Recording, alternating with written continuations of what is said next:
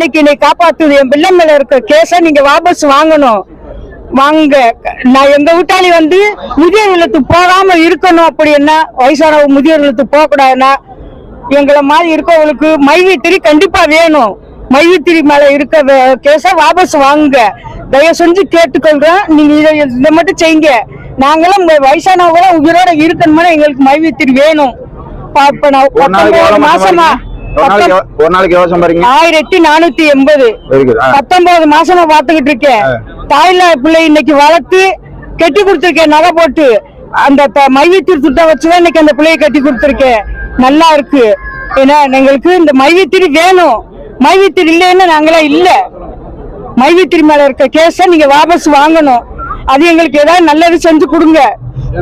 இதான் எங்க வணக்கம். எங்க நல்லது செஞ்சு கொடுங்க எங்களுக்கு. தமிழக முதல்வர் மு.க. ஸ்டாலின் ஐயா அவருக்கு வணக்கம். என் பேர் ஜெயா. நான் நாமக்கல் மாவட்டத்திலேருந்து நான் பேசுகிறேன். 2021 கொரோனாவில் எங்கள் வீட்டுக்காரர் இறந்துட்டார். அந்த சமயத்தில் எங்களுக்கு அரசு உதவித்தொகை கிடைச்சிது. ஆனாலும் எங்களுக்கு நிரந்தர வருமானமாக மைவி3 நிறுவனம் அந்த இது மூலியமா எங்களுக்கு மாதம் வருமானம் கிடைச்சிட்டு இருந்ததுங்க சார். குழந்தைய வச்சுக்கிட்டு வேலைக்கு எங்களால் போக முடியல.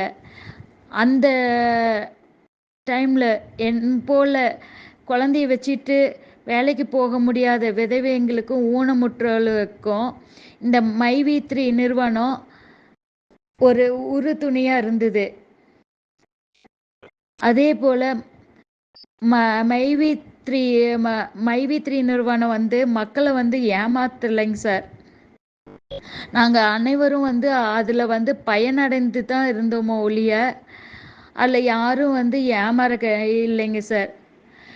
நாங்கள் தாழ்ந்து உங்களை பணிந்து நாங்கள் ஒரு கோரிக்கை என் மூலிமா எல்லா மக்களோட சார்பாக நான் உங்கள்கிட்ட ஒரு கோரிக்கை வைக்கிறேன்.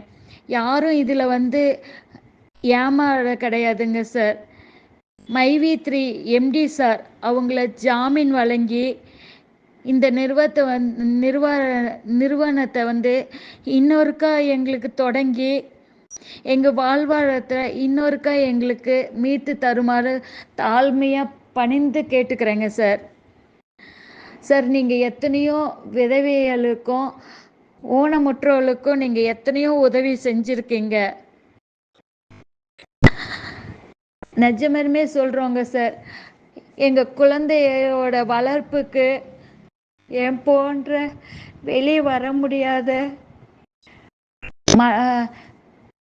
மற்ற சைட்லேருந்து எந்த உதவியுமே கிடைக்காத பட்சத்தில் இது ஒரு எங்களுக்கு மாதம் ஒரு வருமானம் எனக்கு கிடைச்சிட்டு இருந்ததுங்க சார். தயவு செஞ்சு நீங்கள் தீர விசாரிச்சுட்டு எங்கள் எம்டி சாரை மைவி3 எம்டி சாரை கொஞ்சம் வெளியே வருமாறு ஜாமீன் வழங்கி வருமாறு தாழ்ந்து பணிவுடன் உங்களை கொள்கிறேங்க சார்.